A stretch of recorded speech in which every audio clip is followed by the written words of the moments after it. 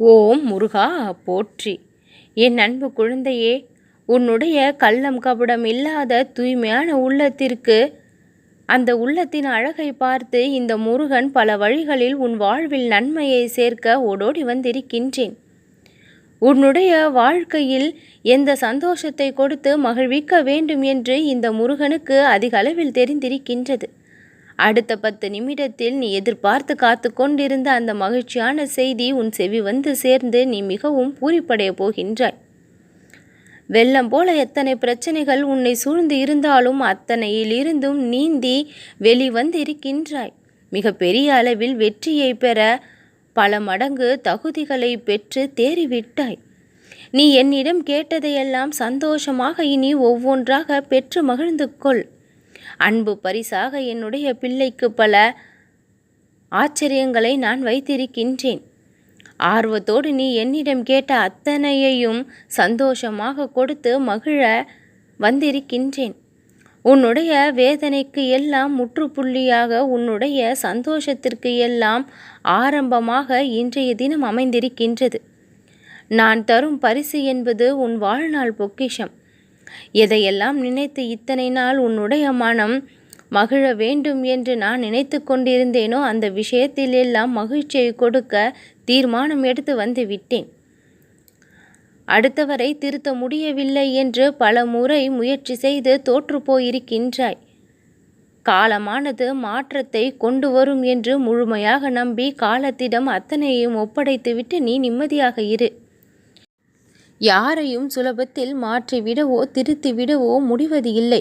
மாறுவது போல திருந்துவது போல சில சமயம் பாவனையை மாற்றிக்கொள்கின்றார்கள். ஆனால் மீண்டும் சிக்கல் என்று வந்தால் மறுபடியும் அதே நிலையில் அவர்கள் சென்று விடுகின்றார்கள். மாற்றத்தை கொண்டு வருவது என்பது கடினமாக இருக்கின்றது. அந்த வேலையை காலத்திடம் ஒப்படைத்து விடு. நீ சற்று அமைதியாகவே இரு. நல்லது சொன்னால் சிலர் ஏற்றுக்கொள்ளவில்லை. பாடங்களை பட்டுதான் திருந்த வேண்டும் என்று இருந்தால் பட்டே திருந்தட்டும். சொல் புத்தி சுய புத்தி என்ற இரண்டுமே இல்லாத மனிதர்கள் வாழ்க்கையில் எந்த ஒரு முன்னேற்றத்தையும் எளிதில் காண்பது கிடையாது. அப்படிப்பட்ட வாழ்க்கையில் நீ சிக்கிக்கொண்டு தவித்து கொண்டு இருக்கின்றாய். நீ சொன்னாலும் கேட்பது இல்லை, சுய புத்தியும் இருப்பது இல்லை. பட்டு திருந்தட்டும், நீ அமைதியாக இரு. அந்த திருந்தக்கூடிய நாட்கள் கூட உனக்கு சாதகமானதாக இருக்கும். அப்படி நான் அமைத்திடுவேன்.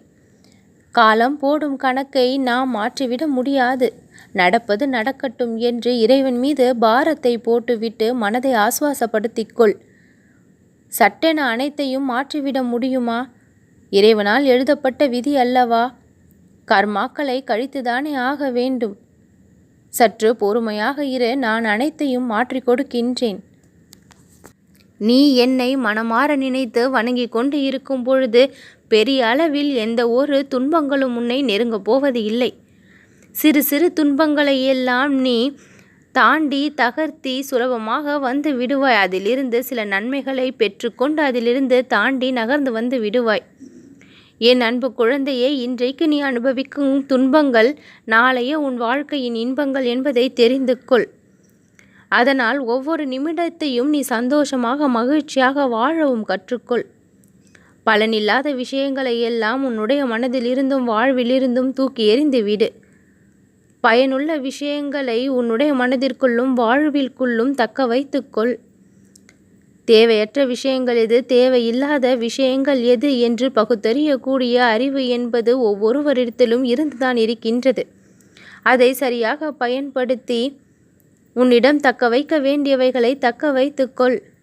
உனக்கு தேவையான புத்தி கூர்மையை நான் கொடுப்பேன். என் அன்பு குழந்தையே, உன்னிடம் அன்பாக பேசி வார்த்தைகளை கூறி பல முறை பலர் உன்னுடைய வாழ்க்கையில் விளையாடி சென்றிருக்கின்றார்கள். நீ அனுபவித்து கொண்டிருக்கும் துன்பத்திற்கு பிறருடைய செயல்களும் காரணமாக அமைந்திருக்கின்றது. ஆனால் இப்பொழுது எல்லாம் அதை சுலபமாக எடுத்துக்கொண்டு விட்டாய். முதலில் எல்லாம் அதை நினைத்து நினைத்து கவலைப்படுவதும் கண்ணீர் சிந்துவதுமே வேலையாக வைத்திருந்தாய். இப்பொழுது எல்லாம் அந்த நிமிடங்கள் ஒவ்வொன்றும் வீண் என்று அதற்காக வருந்தவும் செய்கின்றாய். மிகவும் நல்லது. முடிந்தவை முடிந்தவையாக இருக்கட்டும். இனி வரப்போகின்ற ஒவ்வொரு நாளும் உனக்கு மகிழ்ச்சி தரும் நாளாக அமையட்டும். நீ பக்தியோடு என்னிடம் கேட்ட ஒவ்வொன்றையும் என்னுடைய கரங்களால் மகிழ்ச்சியோடு நான் தரப்போகின்றேன்.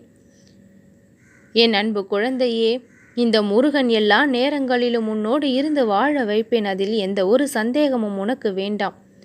ஒவ்வொரு நாளும் இந்த முருகனை நினைத்து உன்னுடைய வீட்டில் நீ தீபத்தை ஏற்ற பழகு. அந்த ஒளியானது நீ வேண்டிய அத்தனையையும் தானாக நிறைவேற்றி கொடுக்கும். என்னுடைய மனதை நீ குளிர்விக்கும் பொழுது உன்னுடைய மனம் தானாக குளிரும்.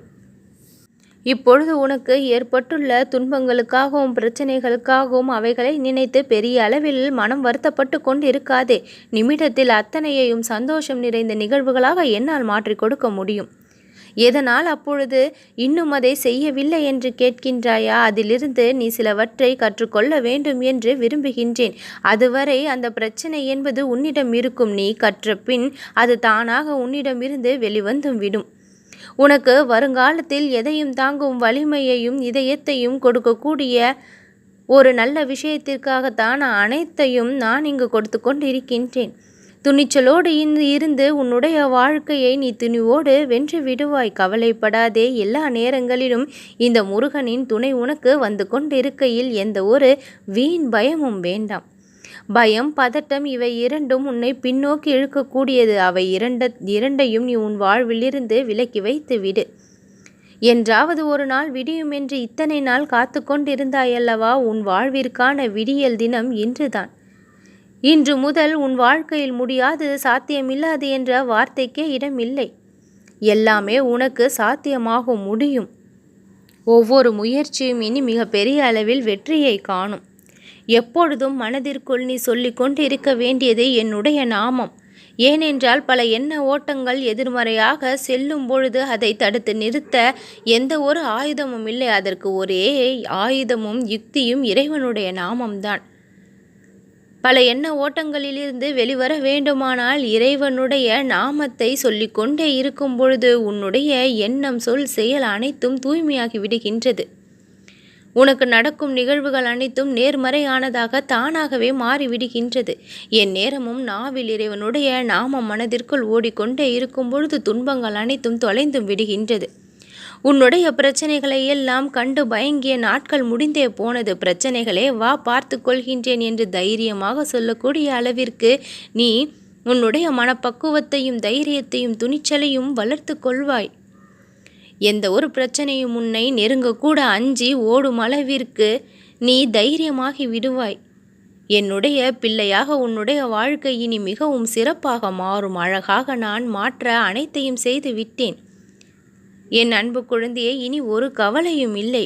உன் நிலை பல மடங்கு உயரும்.